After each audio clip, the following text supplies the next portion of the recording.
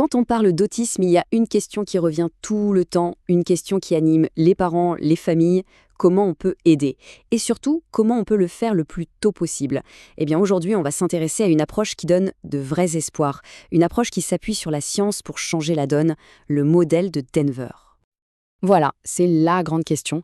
Comment est-ce qu'on peut accompagner ces enfants, mais le faire plus tôt, avant même que les difficultés ne s'ancrent vraiment? Et la bonne nouvelle, c'est que la science nous dit que oui, c'est possible. Il y a une sorte de fenêtre d'opportunité, un moment clé où l'on peut agir et avoir un impact énorme.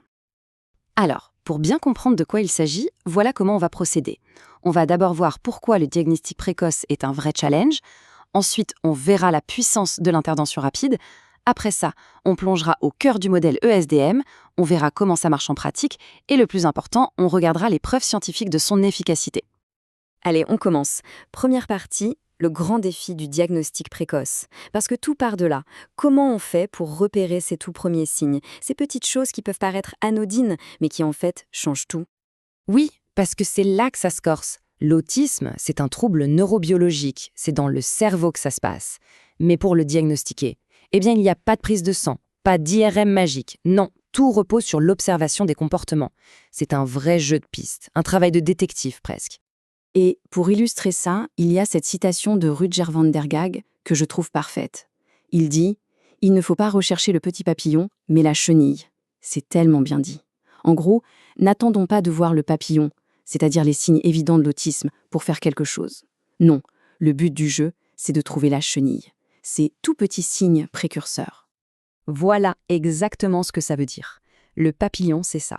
Les symptômes bien installés, clairs, tardifs. C'est quand le diagnostic est souvent posé. Mais la chenille, ce sont ces signes d'alerte tout fins, tout précoces. Et c'est elle qu'on veut trouver. C'est notre objectif numéro 1 pour pouvoir agir au meilleur moment possible. Mais alors, concrètement, elle ressemble à quoi, cette fameuse chenille? Eh bien, ça peut être des choses très simples. Par exemple, un bébé qui a du mal à suivre quelque chose de regard, ou un enfant qui ne pointe pas du doigt pour montrer ce qu'il veut. L'absence de ces petits jeux de faire semblant, vous savez. Et puis, il y a le signal d'alarme absolu, vraiment le plus important, la régression. Un enfant qui commence à parler et qui soudain perd ses mots. Ça, c'est un signe à ne jamais ignorer. Bon. Maintenant qu'on sait un peu mieux quoi chercher, la question suivante, c'est pourquoi c'est si important d'agir vite? Qu'est-ce que ça change vraiment? On entre dans la deuxième partie, le pouvoir de l'intervention. Regardez cette frise. Elle montre quelque chose de fondamental. Le cerveau d'un bébé, c'est un chantier permanent. Ça se construit à une vitesse folle. Et ce qu'on sait aujourd'hui, c'est que des différences dans le développement du cerveau peuvent apparaître très très tôt, dès la première année, bien avant qu'on puisse voir le moindre symptôme comportemental. C'est cette période-là, cette phase qu'on appelle présymptomatique, qui est notre fameuse fenêtre d'opportunité. Et le mot magique derrière tout ça, c'est celui-ci, la plasticité cérébrale. C'est la capacité incroyable du cerveau à s'adapter, à se réorganiser, surtout quand on est tout petit.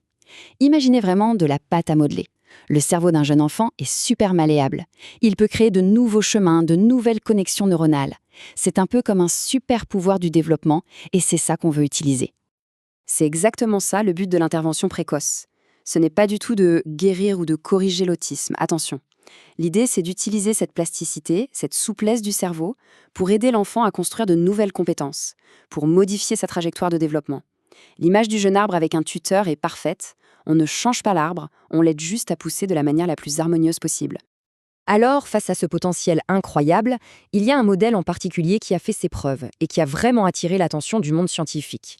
C'est le fameux modèle de Denver, ou ESDM pour les intimes, enfin pour son nom anglais, Early Start Denver Model. Alors, qu'est-ce que c'est ce fameux modèle?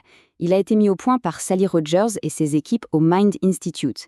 Et ce n'est pas juste une méthode sortie d'un chapeau, c'est le fruit de très longues années de recherche pour trouver ce qui marche vraiment le mieux pour ces tout-petits. Ce qui fait sa force, en fait, c'est qu'il mélange deux choses. D'un côté, il y a l'aspect relationnel, le lien, le jeu, l'affectif, et de l'autre, des techniques d'enseignement très structurées qui ont fait leurs preuves scientifiquement. C'est un peu le meilleur des deux mondes.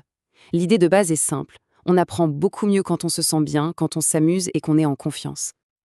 Ok, ça c'est pour la théorie. Mais en pratique, ça se passe comment? Comment ça marche au quotidien? Voyons ça de plus près. Le modèle a des objectifs très clairs. D'abord, il faut répondre aux besoins le plus vite possible, juste après le diagnostic.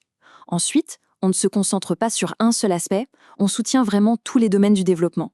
Le but principal, c'est de favoriser l'engagement social, la communication, et enfin, un point absolument essentiel, les parents ne sont pas des spectateurs, ils sont au cœur du projet, ce sont de vrais partenaires. Et qui dit partenaire, dit équipe.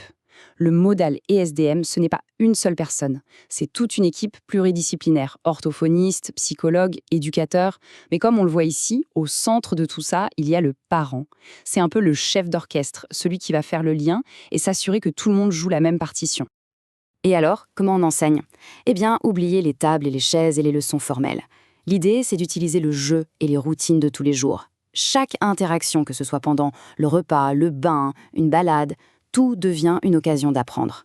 Un simple jeu de balle, par exemple, ça devient un exercice pour le contact visuel, pour attendre son tour, pour la communication.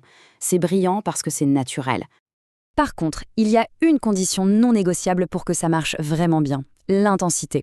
Le modèle recommande plus de 20 heures par semaine d'activité sociale. C'est beaucoup. Ça se partage entre les séances avec les professionnels et le travail fait à la maison par les parents, qui sont d'ailleurs formés pour devenir en quelque sorte les co-thérapeutes de leur enfant. Ok, tout ça, ça a l'air super sur le papier. Mais est-ce que ça marche pour de vrai? Qu'est-ce que la science en dit?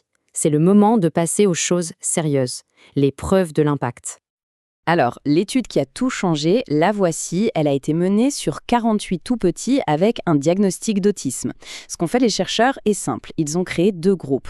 Un groupe qui a bénéficié du modèle ESDM et un autre qui a reçu les interventions habituelles, celles qu'on trouve classiquement. Et là, les résultats parlent d'eux-mêmes. Regardez bien ces graphiques. La ligne en pointillé, c'est le groupe ESDM. La ligne pleine, c'est l'autre groupe. Vous voyez comment les 2 lignes se séparent? La courbe du groupe ESDM décolle littéralement. C'est la preuve en images que leurs scores de développement se sont améliorés de façon bien plus significative. C'est la preuve visuelle que oui, on peut vraiment infléchir une trajectoire. En clair, qu'est-ce que ça veut dire? Ça veut dire que cette étude a prouvé que le modèle ESDM peut améliorer de manière significative le QI, les compétences en langage et les comportements adaptatifs, c'est-à-dire l'autonomie au quotidien.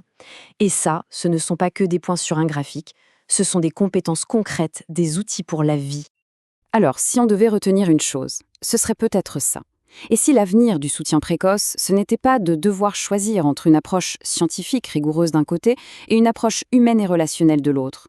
Et si la vraie solution, c'était justement de marier les deux? C'est un peu la leçon du modèle ESDM, mettre la science au service de la relation pour ouvrir de nouvelles portes.